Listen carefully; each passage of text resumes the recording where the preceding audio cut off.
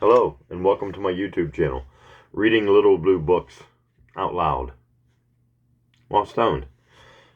In this video, we're going to do part 2 of Little Blue Book number 568, titled Darwin and the Theory of Evolution, and it is written by Carroll Lane Fenton. And we pick up at Chapter 2.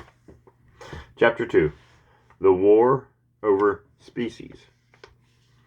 Darwin's diary, under the date of October 1st, 1859, bears the entry, "Finished Proofs, 13 months and 10 days," of abstract on origin of species, 1,250 copies printed.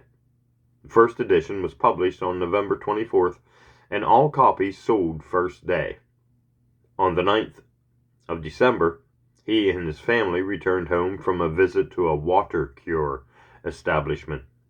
The only later entry in the diary is during end of November and beginning of December, employed in correcting for second edition of 3,000 copies, multitude of letters. There is a great deal implied in those two brief entries, more even than Darwin himself appears to have realized.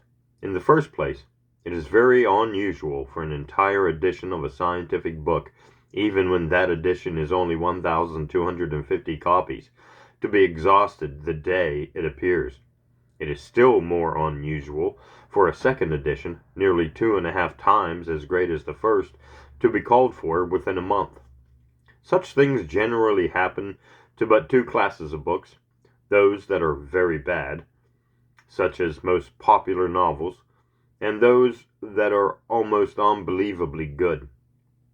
It is characteristic of the former that they are received with enthusiasm and acclaim, of the latter that they are welcomed by a few, suspected yet considered by many, and attacked by the majority of those who read them, as well as an equal or greater number who don't. And this is particularly true for when the substance of the really great book is also the substance of long-established tradition and prejudice, and the conclusions drawn are such as to contradict or seriously modify other conclusions reached thousands of years before, and cherished dearly by the greater part of the human race. Darwin was prepared for skepticism, disbelief, and attack, yet it is doubtful if he realized the magnitude of the upheaval that his book would cause. Even before the Origin officially was published, the discussion began, for the paper of 1858 had aroused much interest. Everyone at all interested was impatiently waiting for the completed book. Those who were on terms of friendship with the author, or had helped him in the work, received copies in advance. Of these, Huxley in particular knew what was to come, perhaps with the instinct of a born fighter. On November 23rd, the day before the Origin of Species was put on sale, he wrote Darwin, "I trust you will not allow yourself to be in any way disgusted or annoyed by the considerable abuse and misrepresentation which, unless I greatly mistake, is in store for you. Depend upon if you have earned the lasting gratitude of thoughtful men.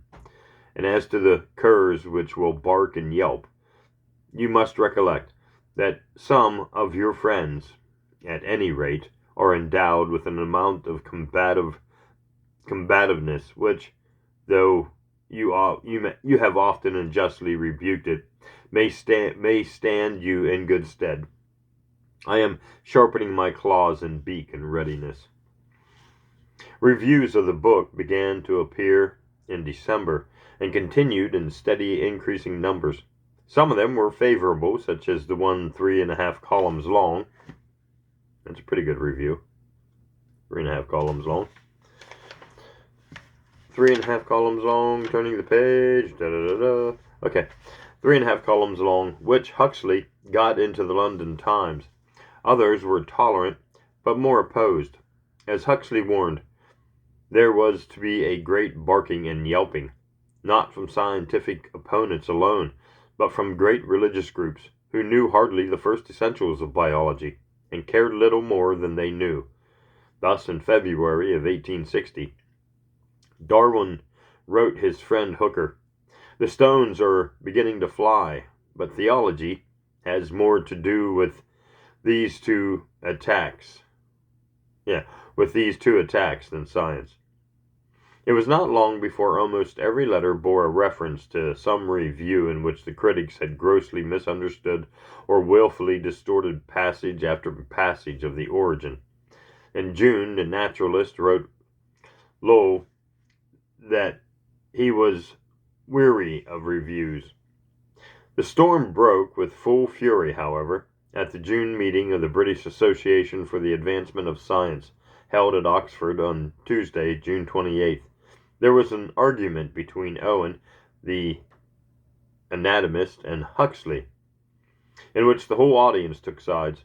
Owen was dogmatic and Huxley firm, even though he refrained from making any real attacks on the opponents of Darwin.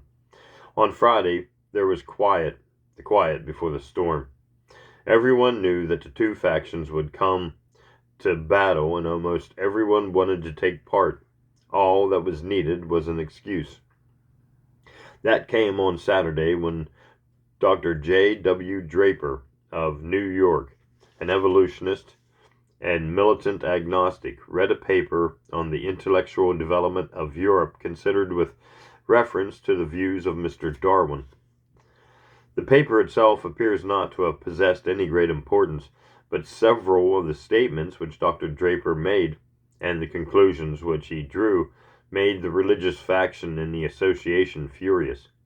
The Bishop of Oxford announced that he would speak upon the theory of descent, and the fight was on. The excitement was tremendous. The lecture room in which it had been arranged that the discussion would be held proved far too small for the audience, and the meeting adjourned to the library of the museum, which was crammed to suffocation long before the champions entered the lists. The numbers were estimated at from 700 to 1,000. A huge attendance for the British Association. Had it been during session of the university, or had the general public been admitted, it would have been impossible to have accommodated the rush to hear the oratory of the bold bishop. Professor Henslow, who was president of the section, held the chair, and wisely announced at the beginning that none who had not valid arguments to bring forward on one side or the other would be allowed to address the meeting.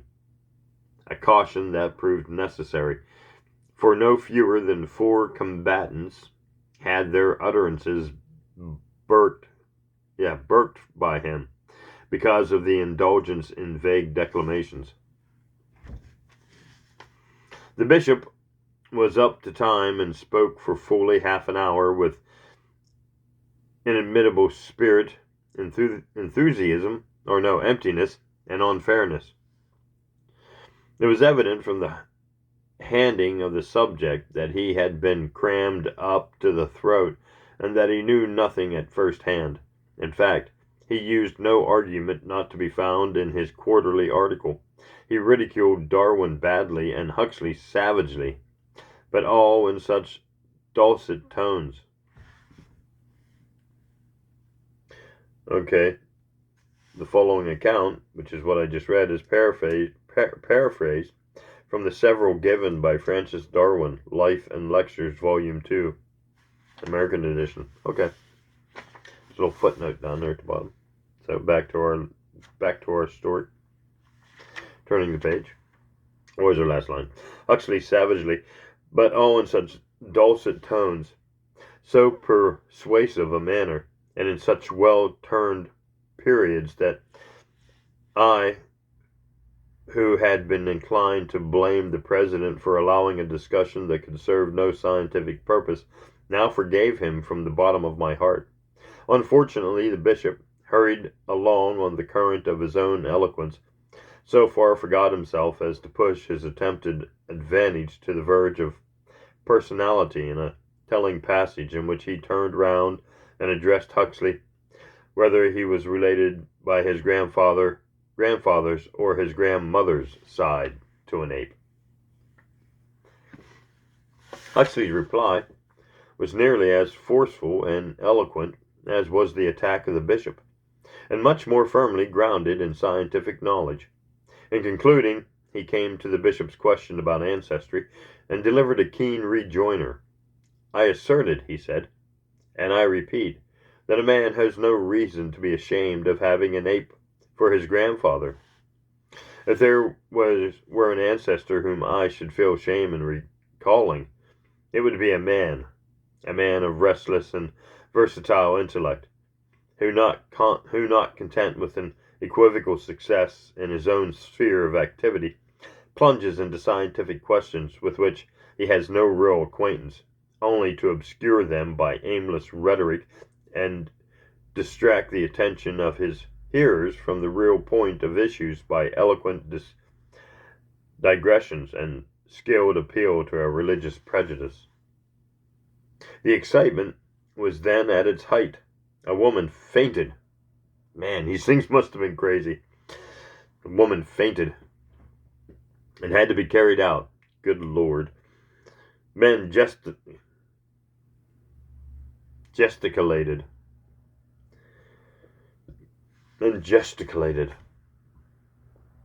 and shouted at each other.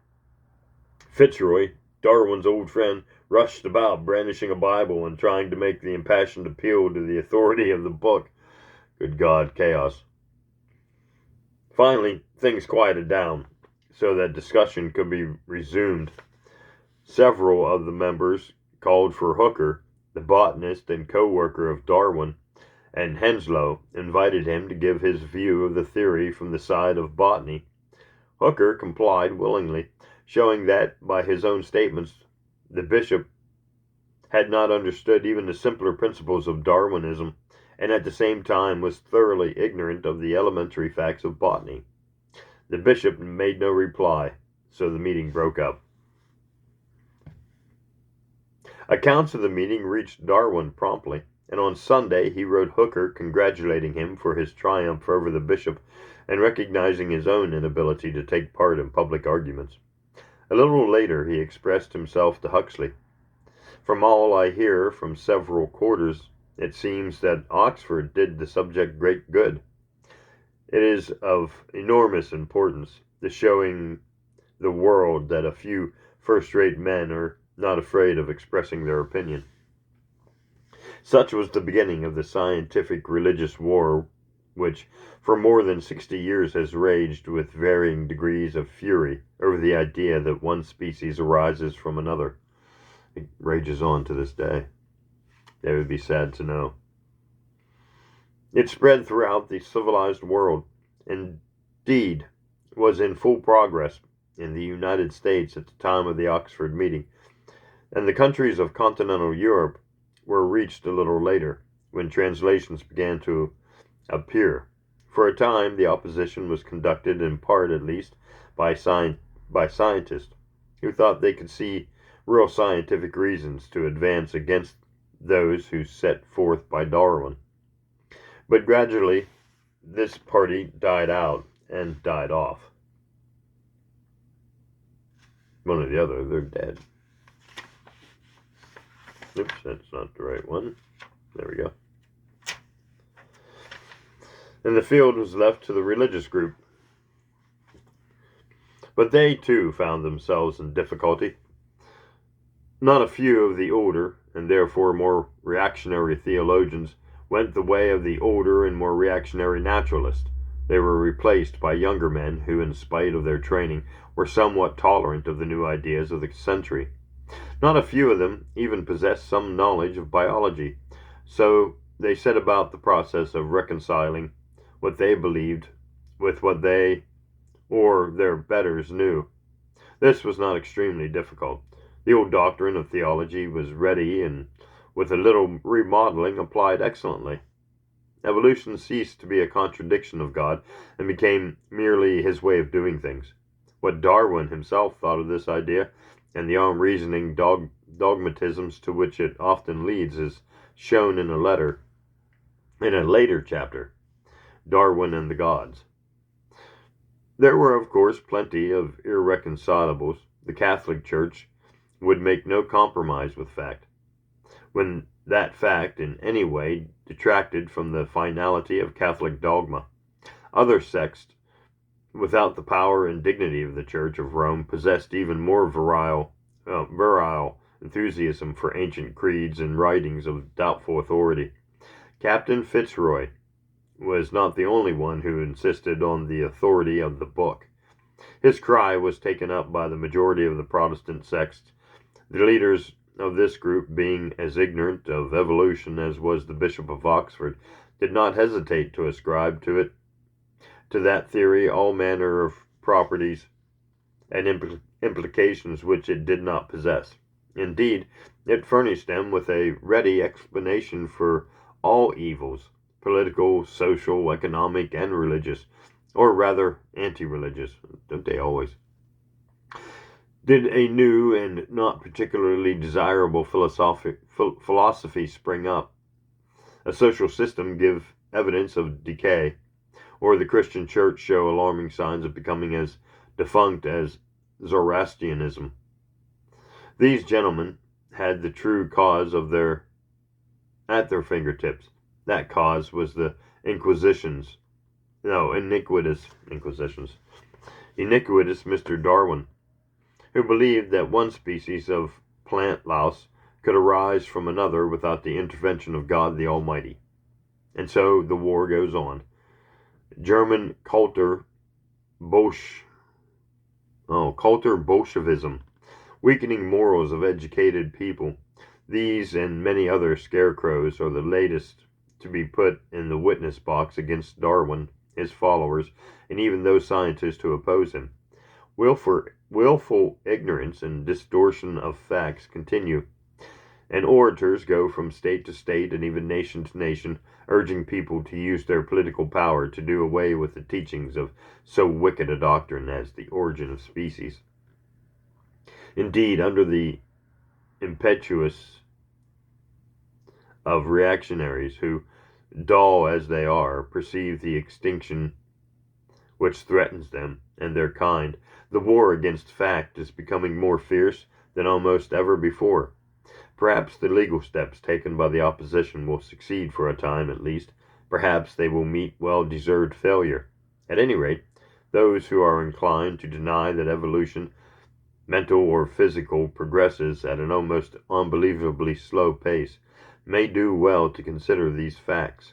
In 1923, 64 years after Darwin published The Origin of Species, an American legislature voiced its attitude by opposing books in which the theory of evolution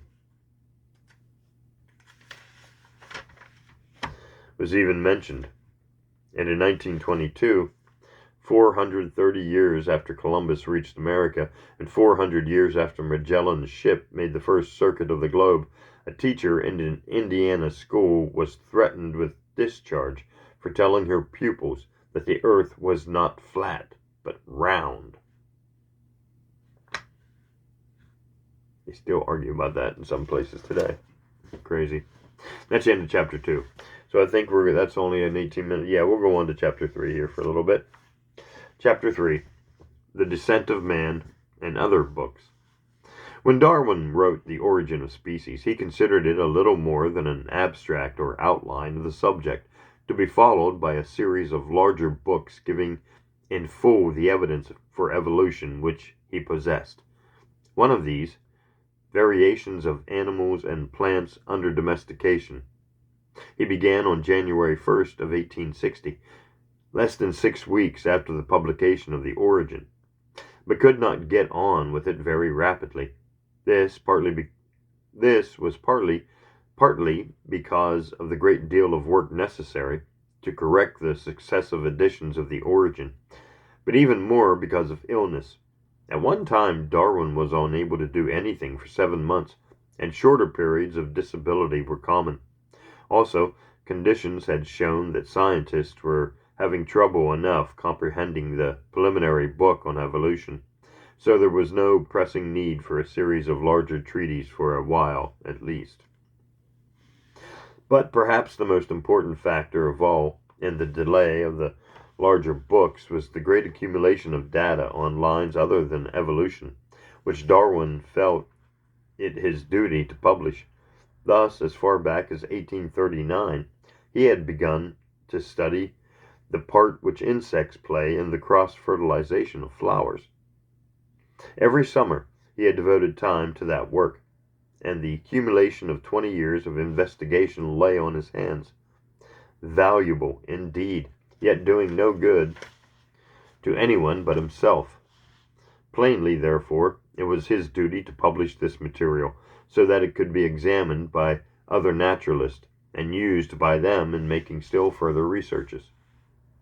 Thus, it was that in 1862 appeared The Fertilization of Orchids, which 2 years later was described as the most masterly treatise on any branch of vegetable physiology that had appeared. The group of plants which it treated are remarkable for the devices by which they provide for cross-fertilization by means of the insects which visit them. These provisions were skillful enough in the English form, but in foreign ones, and particularly those from tropical and semi-tropical countries, the mechanisms were still more highly developed. Thus Darwin found that among one group, the various parts of the flower were so accurately developed for cross-fertilization that without the aid of insects, not a single plant in the whole group of 29 genera would produce seed. In most cases, the insects which come to the flowers for food withdraw the pollen masses only when retreating from the blossom, and by going to another plant or flower effect a union between the two. Commonly the pollen masses slowly change position, which attach to the insects so as to assume the position proper in contrast with the stigma of another flower. During the time necessary for this change, the insect almost certainly flies to another plant, so that the necessary cross is accomplished. The Orchid book was Darwin's first venture into botany, and it established his position there, as other books had established it in geology and zoology. In 1864, he published a paper on climbing plants, an effort which cost him 4 months of labor. Again, illness interfered, and the paper was so badly written and so obscurely phrased that it received little attention. 11 years later, it was rewritten into a book and became very popular. We're going to pause there so I can get a drink. I had no idea he did other books other than The Origin of Species, which is very cool. In 1868, the first volume of the detailed studies of evolution appeared. Of it, Darwin says, "It was a big book and cost me 4 years and 2 months hard labor. It gives all my observations and an immense number of facts collected from various sources about our domestic productions. In the second volume, the causes and laws of variation, inheritance, etc., are discussed as far as our present state of our knowledge permits. Towards the end of the work, I give my well-abused hypothesis of pangenesis. This, briefly stated, supposes that the countless cells which compose the body of an animal or plant are continually throwing off tiny granules, far too small to be seen, even microscopically, that accumulate in a reproductive system. Instead of developing in the next generation, they may be transmitted in an inactive or dormant state to several generations, and then suddenly become developed. Various combinations of these granules are supposed to influence their appearance or dormancy in the various generations. As a hypothesis, pangenesis was suggestive, but not very satisfactory when put to practice, and it had been disregarded in favor of later and more profitable ideas. Probable ideas. The next important evolutionary work was The Descent of Man, published in February of 1871. Inasmuch as there is some misunderstanding as to the motive which forced Darwin to say but little of man and the origin, and delay 12 years before publishing a book on the subject, it is worthwhile to give his own statement of the case. And here's his statement. As soon as I had become, in the year 1837 or 1838, convinced that species were mutable productions, I could not avoid the belief that man must come under the same law. Accordingly, I collected notes on the subject for my own satisfaction, and not for a long time with any intention of publishing, although in the origin of species, the derivation of any particular species is never discussed. Yet I thought it best, in order that no honorable man should accuse me of concealing my views, to add that by the work light would be thrown on the origin of man and his history. It would have been useless and injurious to the success of the book to have paraded without giving any evidence my conviction with respect to his origin. But when I found that many naturalists fully accepted the doctrine of the evolution of species, it seemed to me advisable to work up such notes as I possessed, and to publish a special treatise on the origin of man.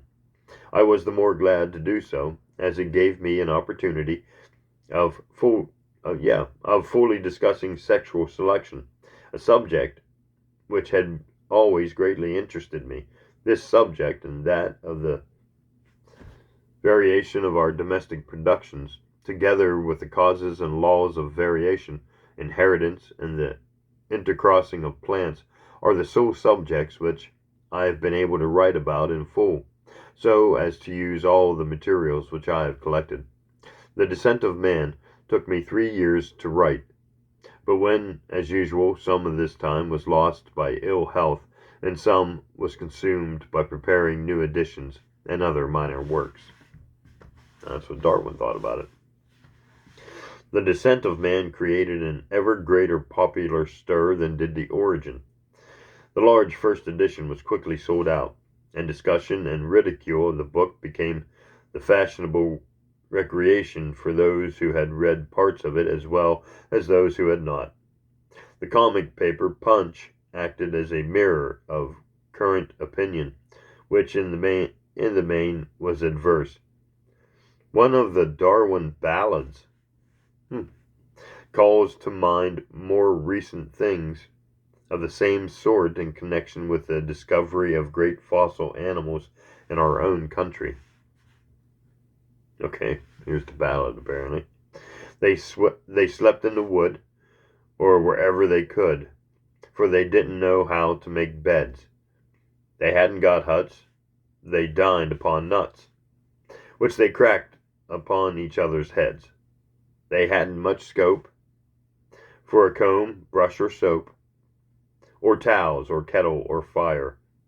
They had no coats nor capes, for ne'er did these apes invent what they didn't require. From these, though descended, our manners are mended, though still we can grin and backbite, we cut up each other, be he friend or brother.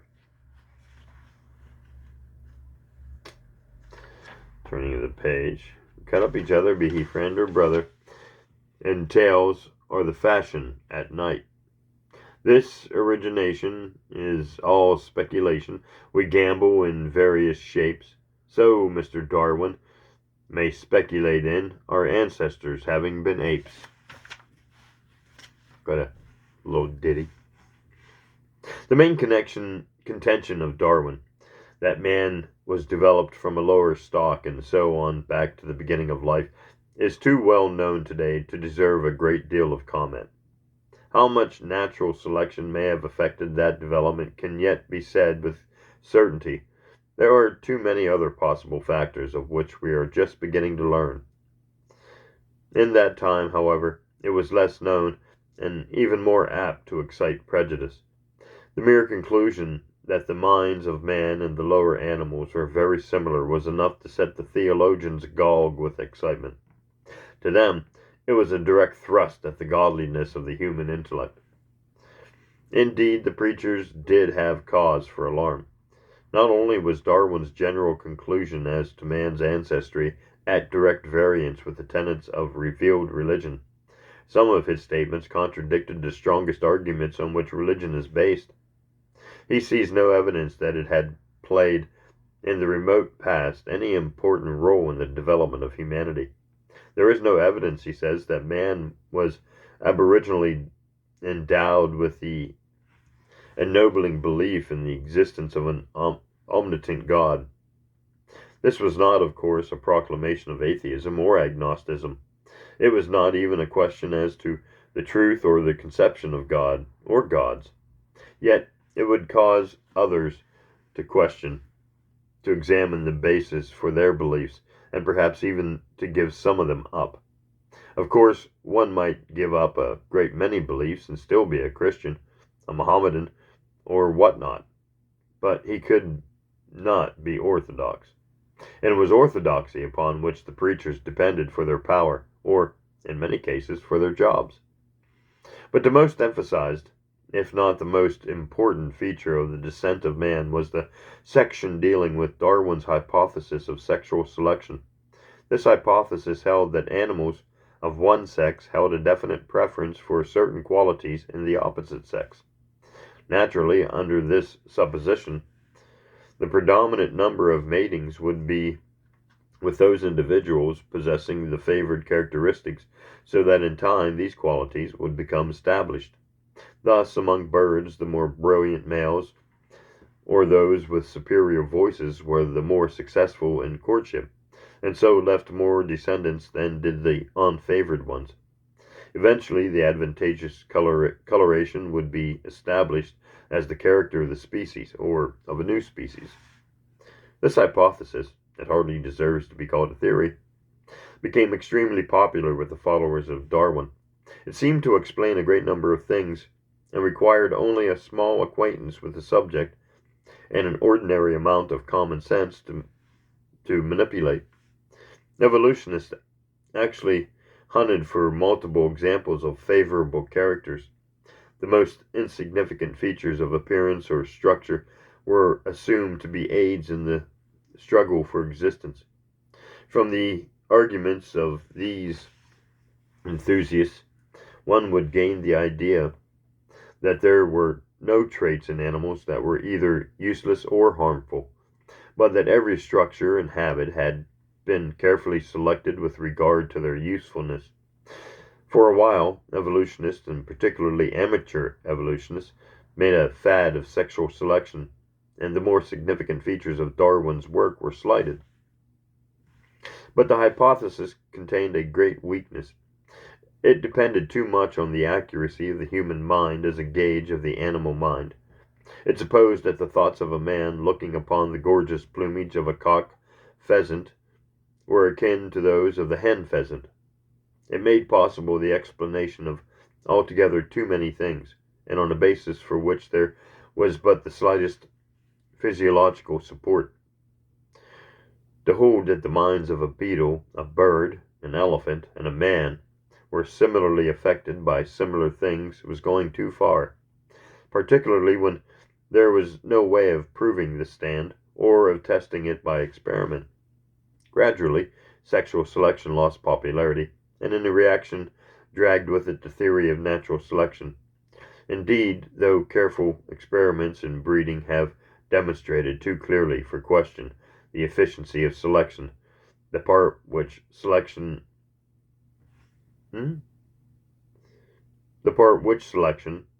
of whatever kind played in evolution is far from settled. As Dr. A. F. Shaw, S-H-U-L-L, Shaw, one of the leaders among the younger zoologists of America, recently wrote, "There is no marked inclination among leading biologists to attribute to selection in nature through the struggle for existence anything but a minor and negative role in evolution." In the years following 1874, Darwin wrote several books, and in 1870 he supervised the publication of an English version of Dr. Ernst Krauss's Life of Erasmus Darwin, adding a sketch of the post-evolutionist's habits and character. But people were too much interested in the ideas of a living Darwin to devote much thought to those of a dead member of the same family, and fewer than 1,000 copies of the book sold. No one was interested in Darwin's grandfather. Not when they had living Darwin right before them. In 1881, the Age Naturalist published his last book, The Formation of Vegetable Mold Through the Action of Worms. More than 40 years before, he had written a preliminary sketch of the subject, and in December of the year he moved to Down. Down has to be a place. He moved to Down. He had begun an experiment which was to contribute greatly to the study. 29 years later, November 1871, the experiment was completed. Darwin proved that bites of chalk and of harder rock could, in a period of 3 decades, be buried more than half a foot by the action of earthworms alone. Observations on the buried ruins of Roman towns of Britain showed that their condition was due largely to the action of these same earthworms, which year after year brought earth to the surface in the form of castings. Of the further work of the problem, Mr. Bettany says, earthworms were not only scrutinized in their out-of-door work, but were kept in confinement and studied. It appears that they swallow earth both to make their burrows and to extract all nutrient it may contain. They will eat almost anything they can get their skin over. From careful calculation, it was shown that worms, on an average, pass 10 tons of soil on an acre of ground through their bodies every year. That's amazing. It is, then, but a truism to say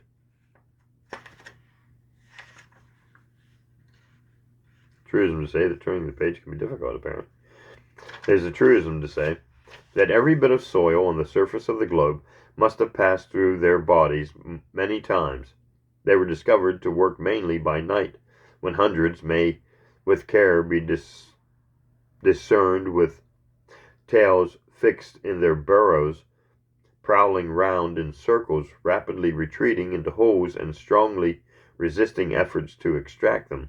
It was found that they have no sense of hearing, but a most remarkable sensitiveness to vibrations of the earth, or even to contact with air in motion. This book, which, like the others, achieved a great and unexpected popularity, left Darwin exhausted. I feel so worn out that I do not suppose I shall ever again give reviewers trouble, he wrote Hooker. Yet for several months he worked on, not with enthusiasm, nor with the hope of carrying out another large project, yet with interest.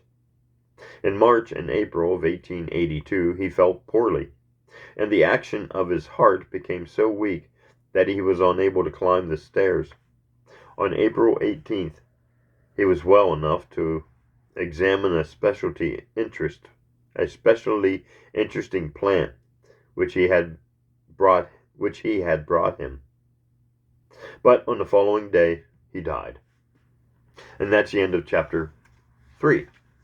And that's where we'll end today's reading of Little Blue Book number 568, titled Darwin and the Theory of Evolution, written by Carroll Lane Fenton.